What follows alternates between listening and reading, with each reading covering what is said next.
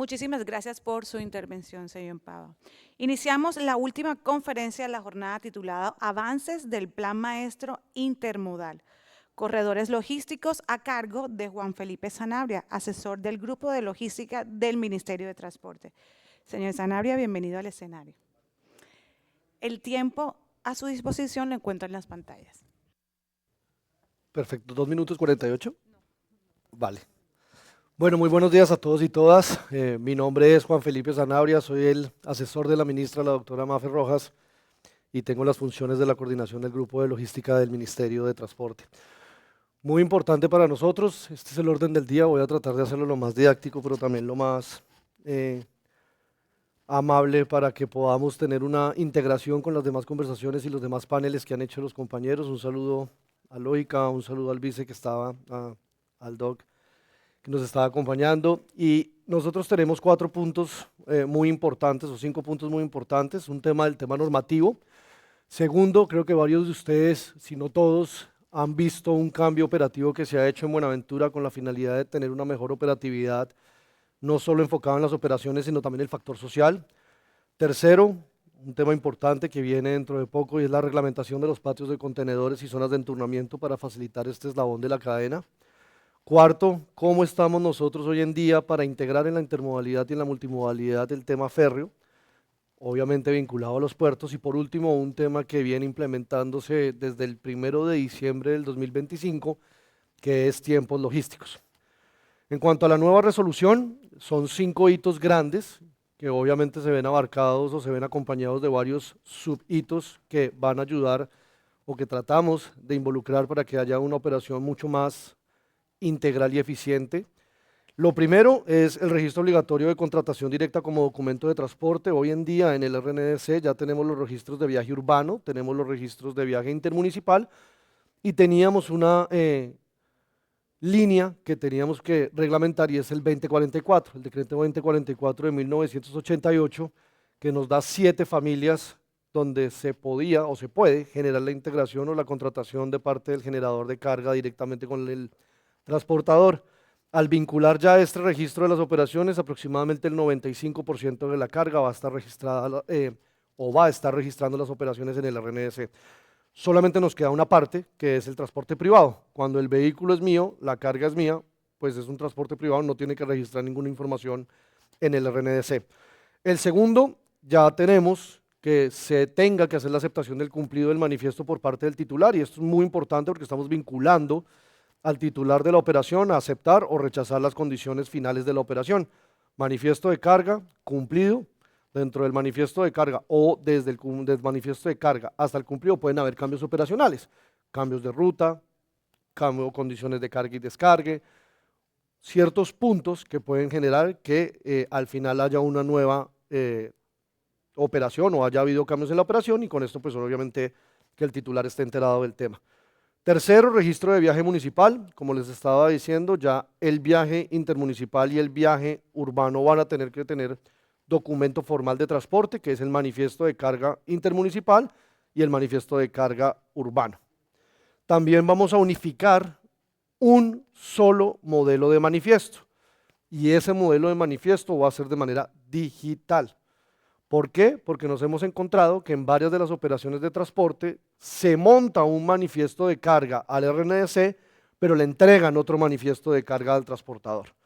Y en ese otro documento físico que le entregan al transportador, cambian las condiciones de operación. Un ejemplo, Bogotá-Cartagena, montado en el RNDC, cumpliendo sus ICETAC, pero al momento de entregar el documento al transportador le ponen cota Galapa o cota cualquier otro punto, sin terminar los 2 puntos, y obviamente no le pagan el valor ICETAC, sino le pagan un valor inferior, lo cual pues genera una diferencia entre la información que tenemos en el sistema y la información física que se le entrega al propietario. Y ahí obviamente con la unificación de este es un solo documento que va a ser tomado de manera electrónica y la policía va a estar vinculado a él. Y por último, acá se me repitió, mil disculpas, pero el último es el FOPAT. Creo que todos ustedes conocen, y ya lo voy a ampliar, el pago del FOPAT por medio del 0.1% del valor a pagar del cumplido del manifiesto al propietario, poseedor o tenedor del vehículo. Esto se da en aras de poder ir alimentando más el fondo de reposición y que claramente podamos continuar con la renovación del parque automotor, que es un tema muy importante en la responsabilidad ambiental que se tiene con el país. Esta es la hoja de ruta en tema normativo que tenemos, en tema normativo operativo que tenemos para el Grupo de Logística y el Ministerio de Transporte.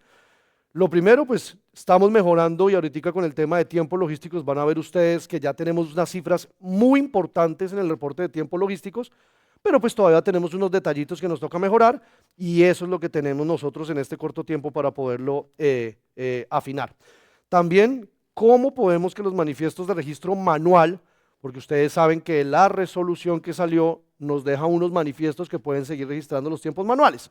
Pues eso también lo tenemos que afinar para que el 100% de las operaciones se midan con tiempos logísticos de manera electrónica. La unificación de toda la normativa del RNS, este documento estuvo publicado hasta hace poco para comentarios, donde ya tenemos la última versión y era lo que les estaba explicando en los 5 puntos anteriores, pues hay una cantidad de punticos adicionales como las rutas alternas ya van a ser validadas por CICETAC, ya el número de contenedor va a tener que ir en el manifiesto de carga, o sea, se van a revisar detallitos que teníamos, pero los 5 grandes eran esos que les comenté. También lo de manifiestos urbanos, vamos a tener también la contratación directa en un punto importante y es que hoy con el decreto 1017, los bovinos que no estaban en el 2044 ya entran a poderse transportar entre propietarios y el generador de la carga. Entonces eso facilita también el transporte de bovinos a nivel nacional. Y por último, el fortalecimiento de los sistemas de información, creo que varios de los que están acá lo conocen, pero tenemos el RNS y el RNS 2.0, el anaranjado o el azul, entonces ya estamos migrando al anaranjado que tiene sistemas muy robustos, se pasa de 32 a 64 bits, tenemos 4 servidores ya trabajando en forma, hay una URL para cada uno de los operadores, puertos, empresas, generadores y demás. Entonces, yo sé que con lo que ha sucedido desde el mes de enero, con unas caídas que ha tenido el sistema, hoy ya tenemos una estabilidad mucho más robusta y esto gracias a cambios operativos y cambios de tecnología que se han hecho. ¿Cuáles son los objetivos para el 31 de diciembre o ya finales? La resolución de patios de contenedores tiene que ser publicada nuevamente, nos llegaron 178 comentarios, ya también la voy a explicar. Las visitas en región y el trabajo en vías, que es muy importante seguir teniendo esa comunicación o esa articulación con la gente en región para mirar a ver cuáles son las problemáticas que podemos solucionar. La consolidación del sistema de información del RNS 2.0, vamos a generar el registro de viaje internacional, vamos a copiar el modelo del Registro Nacional de Despachos de Carga a Registro de Transporte Internacional, un hito también muy importante que no lo alcancé a vincular, pero sí está trabajándose y es el registro en el RNDC para operaciones férreas. Entonces usted el día de mañana puede tener un solo documento para generar un transporte intermodal. Y por último, las capacitaciones. Hoy en día ya llevamos más de 250.000 personas capacitadas, más de 279, 300 capacitaciones con la del FOPAT que se hizo hoy, que hubo casi 950 personas, entonces seguimos trabajando en esto. Ahora, con Buenaventura. En Buenaventura tuvimos una crisis de contenedores que perduró un tiempo prolongado, pero se tomaron una serie de decisiones que ayudaron o que facilitaron que la operación mejorara. Una de estas, y que se manejó directamente con el Comité Intergremial y el Grupo de Logística del Ministerio, es el Plan Logístico de Movilidad de Buenaventura. ¿Qué es el objetivo general o cómo se trabaja esto? Es generación e integración entre todos los actores de la cadena logística en Buenaventura. A uno le parecería chistoso que buscando intermodalidad o multimodalidad, en una operación portuaria como Buenaventura, los puertos no se hablaran con los patios no se hablaran con las zonas no se hablan con los transportadores, sino que el transportador sencillamente llega a mirar a ver qué pasa, si hay cita, si no hay cita, si me atienden, si no me atienden, pero al mismo tiempo las moras y todas las consecuencias que tienen las demoras, sí siguen rodando. Pues con este plan logístico de movilidad abarcamos este corredor, yo creo que ustedes conocen el corredor de la vía interna alterna de Buenaventura, esta tiene 20.4 kilómetros, son 118 kilómetros desde Buga hasta Buenaventura, incluyendo el corredor, son aproximadamente 4.700 camiones diarios para 90.000 toneladas promedio día. Este era el actor, o es el actor, que se trata de beneficiar con el plan logístico de movilidad de Buenaventura. Ahora, cuando nosotros tenemos el corredor completo, Abarcamos con el plan logístico de movilidad la parte urbana donde no tenemos un contrato administrativo con la DITRA y por esto se contratan unos asistentes o ayudantes viales que se vinculan a la Secretaría de Movilidad, porque una de las carencias que teníamos era control en la ciudad. ¿Cómo generamos esta integralidad o cómo logramos que se pudieran vincular estos asistentes o compañeros auxiliares de movilidad? Todo lo hacen por medio de una donación privada, donación de privados. Todos los actores que están, todos los actores que están se vinculan de una manera económica, pero al mismo tiempo tienen unas obligaciones. Y cuando tenemos esas obligaciones o vemos esa vinculación, tenemos resultados como este. Por ejemplo, en el primer trimestre del año 2025 se movilizaron 383.000 camiones aproximadamente en el corredor. Para este año tuvimos 428.000 transportes o camiones que se movilizaron paso peaje. Sí, efectivamente ha habido una pausa en temas de contenedores, pero ha subido el tema de graneles. Entonces, aquí no lo tenemos distribuido por carga, sino por cantidad de camiones. Pero temas importantes, por ejemplo, los transportadores de viaje urbano pasaron de 3 viajes por día a 7 viajes diarios. Esto me ayuda a descongestionar los patios, me ayuda a descongestionar, o sea, todo lo que tiene que ver con la movilidad automáticamente me beneficia el corredor. Temas de hurtos, por ejemplo, si el transportador no tiene que estar parado en la mitad de la vía esperando que lo atiendan, sino ya en un orden, pues automáticamente no los ponemos en vía que corran un riesgo. ¿Sí? Tenemos entonces beneficios esperados o los beneficios que ya tenemos. Movilidad en el corredor logístico, se fortalece el respeto por la norma y por la autoridad. También tenemos una movilidad mayor, como decía, de 3 a 7 viajes, incrementaron la productividad de los transportadores urbanos, se vincula nuevamente el modelo que se manejaba anterior y es que el transportador nacional, que no hay transportador nacional y urbano, no existe una división, pero sí hay transportadores que prefieren la operatividad nacional y otros que prefieren la operatividad urbana. Entonces se organiza para que el transportador nacional pueda llegar, deja su contenedor y sencillamente se va, recoge su operación y el urbano ya se encarga de hacer estos movimientos internos. Obviamente mejor rentabilidad para las empresas y menos congestión. Muy importante también con la viceministra y con todos los actores se ha trabajado el tema de la reducción de cancelación de citas por parte de las empresas de transporte con un tiempo reducido, que es diferente si yo cancelo una cita faltándome 2 o 3 horas a que si la cancelo faltando 20 minutos. ¿Listo? Esto era lo mismo que les estaba comentando, entonces el resumen de las buenas prácticas que encontramos y la idea es que lo puedan copiar para las demás zonas portuarias. Se integran todos los actores, se genera un actor interinstitucional, un acuerdo interinstitucional, un acuerdo que facilite la comunicación entre todos, coordinaciones de seguimiento con indicadores o tener el respaldo de todos los actores que hacen parte para que el PLM tenga o el Plan Logístico de Movilidad tenga fuerza y obviamente continuar con las evaluaciones continuas y periódicas y revisar los resultados. Tema de resolución de patios de contenedores. El tema de la resolución de patios de contenedores es muy importante porque hoy en día este es un eslabón que no está regulado, pero que sí afecta o beneficia fuertemente la operación de contenedores. Y es un tema muy importante porque la gente dice, ok, listo, usted va a trabajar el tema de patios de contenedores, pero ¿qué pasa con el granel? Lo que pasa es que si yo facilito que los contenedores tengan una operación eficiente, automáticamente todo el corredor o toda la operación se me va a agilizar. Entonces este proyecto está, pues hacemos parte de los transportadores, la Supertransporte, el Ministerio de Comercio y el Ministerio de Transporte, pero la saca el Ministerio de Transporte. La idea es determinar, primero, definiciones. ¿Qué es un patio? ¿Qué es una zona? ¿Cuáles son los equipos? ¿Qué es un operador portuario? ¿Cómo se trabajan estos actores? Y con esto le damos más formalidad al tema. ¿Listo? Lo segundo, pues, como muy bien lo dice la norma y ahorita lo explicaré punto por punto, las condiciones mínimas. ¿Sí? Y la idea de nosotros entrar a reglamentar las condiciones mínimas no es decirle a usted cómo tiene que hacer la operación o bajo qué tipo de cemento, no, sino usted cumpla con esto mínimo para que tenga unos indicadores que se vean reflejados en la operación. El primero es el tema de la infraestructura. Obviamente esto tiene un documento que es la resolución y un anexo técnico y un insumo técnico que es donde ya va a estar mucho más descrito. Pero a grandes modos, el tema de infraestructura, que cómo están las vías internas, cuáles las áreas delimitadas, cómo tiene el tema de seguridad, cómo es la operatividad, las áreas de acondicionamiento si usted tiene solamente recibo y dejada de contenedores o si hace modificación o arreglo de contenedores, áreas de servicio para los transportadores, áreas administrativas. Sí, hoy en día cualquier persona monta un patio y no tenemos ninguna garantía de que se preste de manera eficiente. Y obviamente la infraestructura accesible tanto para las personas como para los vehículos. La parte de las condiciones de logística, todo lo que tiene que ver cómo va a funcionar, la descripción de la estructura organizacional, cómo son los tiempos, los horarios, una cosa muy importante y es la estructura tarifaria de los servicios. Ok, el transportador muchas veces no se queja que tenga que pagar el valor del cargue o el descargue perdón, el valor de la zona de entonamiento del patio, pero ¿qué incluye eso?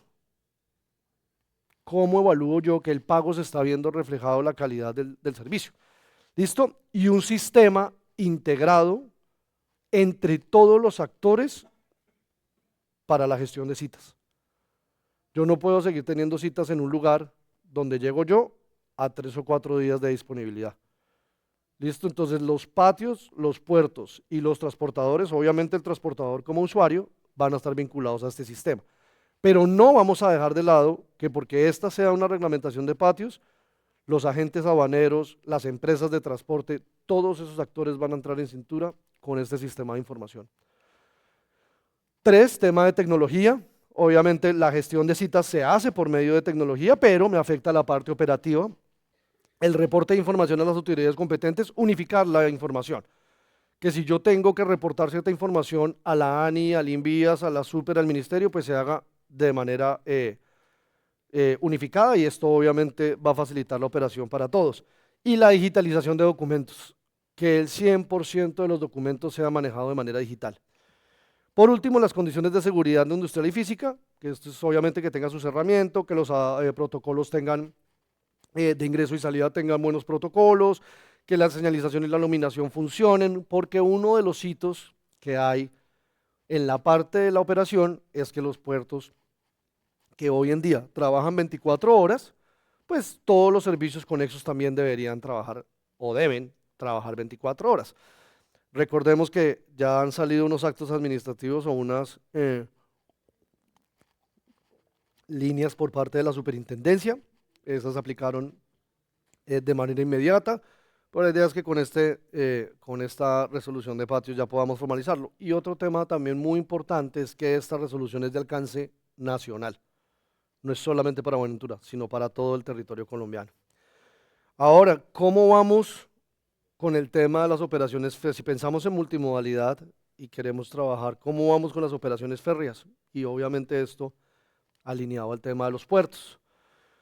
Nosotros hoy tenemos un corredor funcional, claro, está muy alineado a un tipo de operación que es el tema férreo, el tema del carbón, pero hoy ya nosotros tenemos el corredor del Caribe funcional a puerto, ¿cierto? Es un corredor operado por Drummond, la operación es supremamente eficiente porque tiene carga garantizada y pues porque tiene un origen y un destino determinado. Su principal limitación es, obviamente que es muy limitado, vale la pena, a ese tipo de producto y a ese corredor, pero es un ejemplo que tenemos nosotros para revisar cómo si se tiene una carga y se genera esa conexión con los puntos nodales, podemos tener una eficiencia en el tema del transporte que lo estaban hablando para la integración operativa. La Dorada Chiguana, yo creo que todos ustedes ya han visto el incremento que ha tenido entre el año 2025 y 2026. Ahí ya tenemos varios tipos de productos, canasta básica, se tienen también, pues obviamente, commodities, pero este corredor también nos enseña cómo en el tiempo se tienen que ir revisando temas operativos, como por ejemplo el cambio nodal. Cómo yo puedo tener una operación eficiente de manera terrestre que por los volúmenes me da el costo para manejarlo de tema férreo, pero el cambio modal me rompe el valor y ahí tengo que volverme eficiente en ese cambio modal. Nosotros seguimos trabajando con la ANI y con el gerente de corredor Camilo y con Claudia y con obviamente todo el equipo del ministerio para poder seguir vinculando más actores a este corredor de la Dorada Chiriguaná. Tenemos entonces 6 proyectos macro, 6 proyectos grandes que se trabajaron y que tienen una inversión superior a 94 billones, que es la conexión Bogotá o la región Bogotá con el corredor ferrocentral, el corredor del Pacífico, que es muy importante que salga adelante, ya está en prefactibilidad para poder tener esta conexión, aproximadamente unos 2-3 millones de toneladas adicionales se podrían movilizar.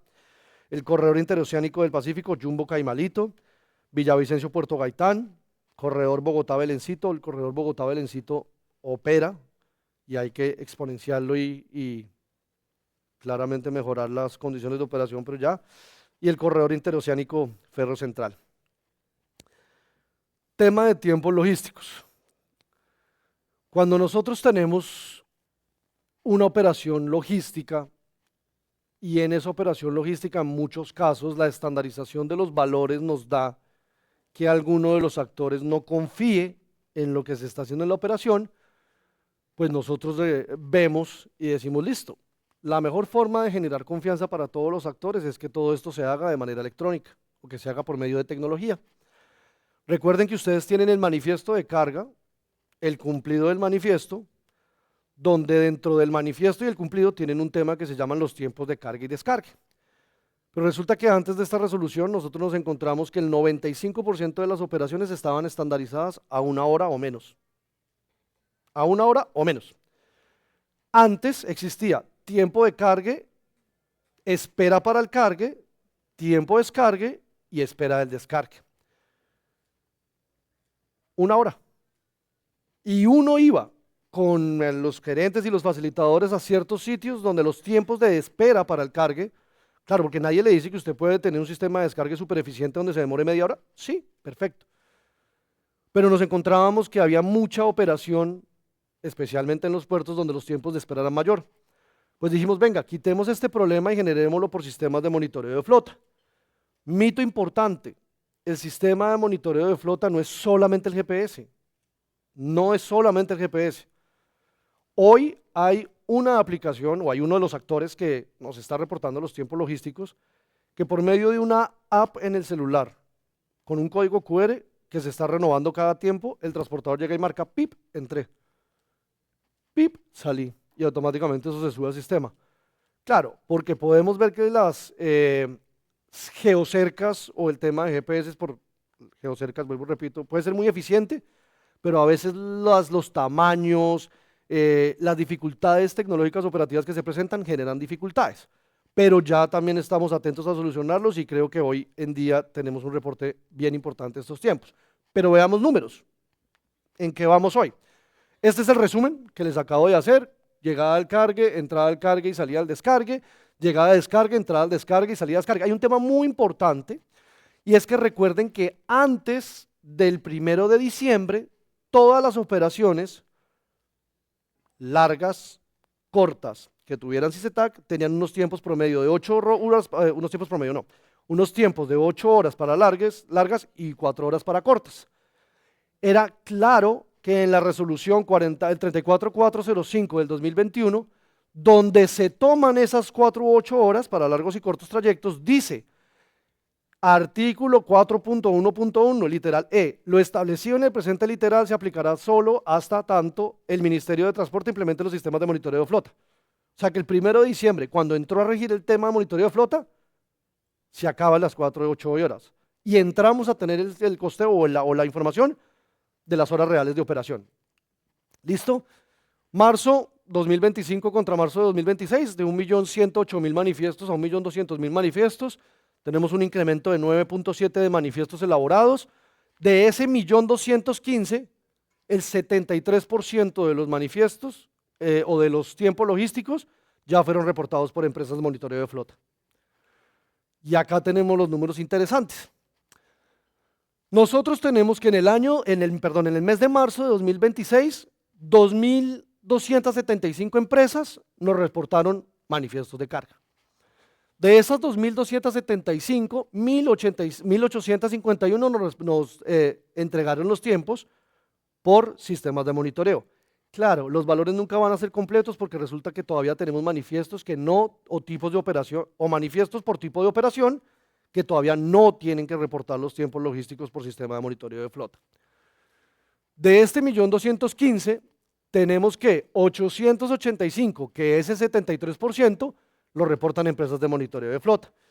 Pero de estos 885, 355.000 entraron de manera directa.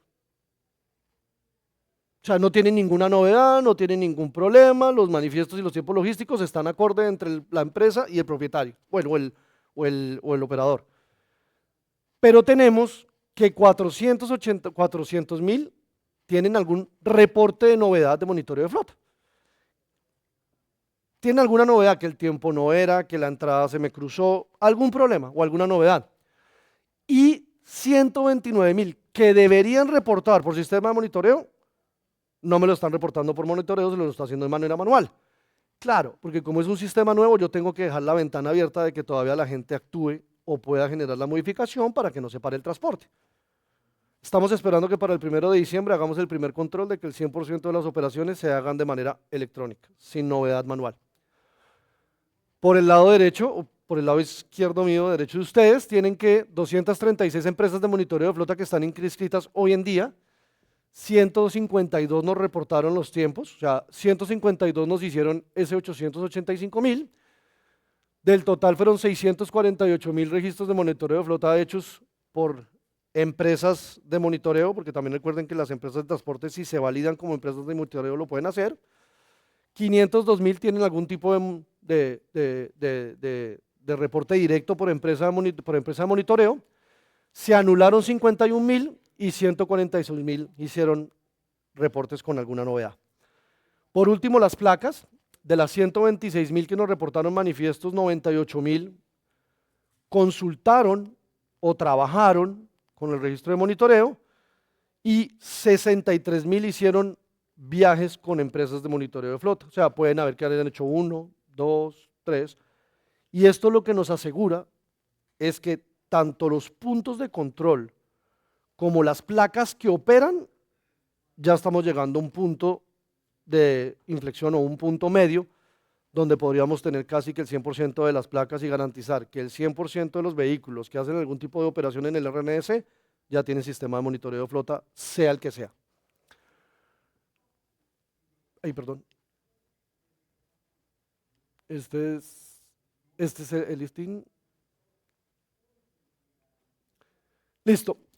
Nosotros con este tema de monitoreo de flota y con este tema de tiempos logísticos, para nosotros lo más importante es que realmente se genere integración entre todos los actores de la cadena. Si nosotros queremos generar integración de intermodalidad o multimodalidad en el dado caso, pues nosotros tenemos que tener factor social, factor personas, factor operativo y factor económico para que nos dé la operación.